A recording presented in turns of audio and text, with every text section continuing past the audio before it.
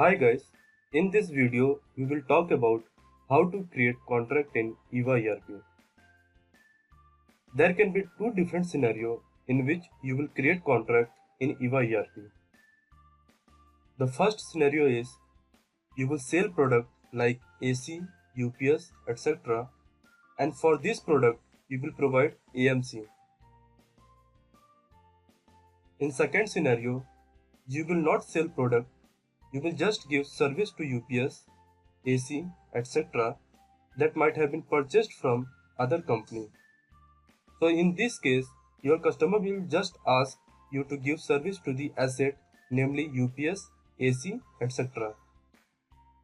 To create contract, first you will create customer in the system.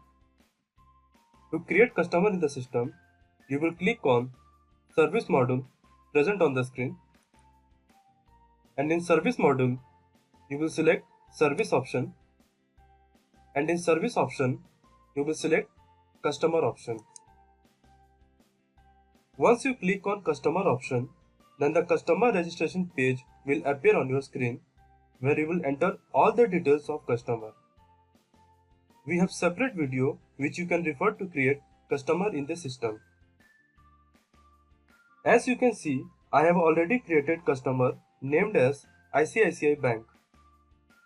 To create contract for this customer, you will click on create order button present on the top of the screen.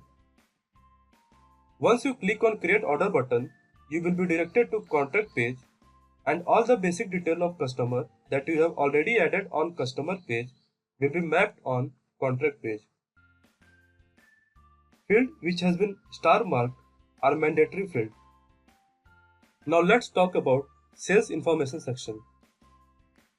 From payment method dropdown, you will select an appropriate payment method for this contract. From approver name dropdown, you will select the employee which has authority to approve this contract. Approval will be required to create service and bill against this contract. From number range dropdown, you will select the number range which will be applicable for this contract. Number range will require to bifurcate number series of GST contract and non-GST contract. In credit period, you will enter the number of days which will indicate the day within which the payment will be expected from customer after receiving invoice. From contract period dropdown, you will select the period of the contract. Suppose you are creating a contract for such customer who don't have branch. So for this customer, the TAT will be configured in TAT SLA field. Now let's talk about product section. In product name field, you will enter the name of the service that you will deliver to the customer. Suppose I am creating contract for UPS maintenance, then in product name field, I will type UPS and the list will be displayed. I will select UPS maintenance and after that I will click on add button to add this product in below table. In product table, the column which are hash marked are editable. As per your need, you can edit it. In contract duration column, you will enter the duration for which the contract will be valid. This duration should be entered in forms of day. In service column, you will enter the number of service you are offering for a single asset to the customer. Suppose 2 UPS are installed at the customer place. Suppose in your AMC contract, you are offering 3 service for a single UPS, then after entering asset detail, automatically the number of service will be multiplied by the asset quantity and accordingly the service will be generated in the system. In price column, you will enter the total price that you will charge customer for offering service. If tax is applicable, then you will select an appropriate tax detail from the drop-down. Now let's talk about branch button.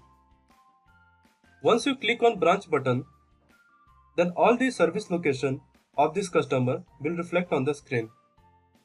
From branch list, you will select the branch to which you will provide service. You will select the branch by marking branch checkbox as checked. If your customer is demanding for a service on a specific day, then you can select that specific day from the day dropdown, and due to this, the service will be scheduled on that particular day. Tire name column will display the tire type from which the service location belongs. TAT column will display the TAT value based on the selected tire type.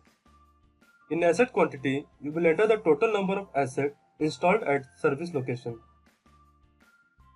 Suppose in Vikhroli branch, 2 assets are installed. Then in this scenario, you will enter 2 as the asset quantity for Vikhroli branch. Based on this, the service will be generated in the system. Now let's talk about component detail button. Once you click on component detail button, the new screen will pop up where you will enter the component detail. Suppose you are providing UPS maintenance service.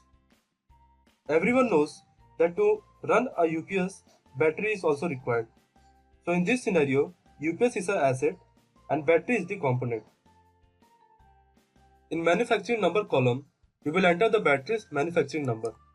In manufacturing date, you will enter the manufacturing date of the battery. Based on the warranty period, automatically the replacement date will be calculated. In unit column, you will enter asset unit. After entering all detail, you will click on OK button to save this detail.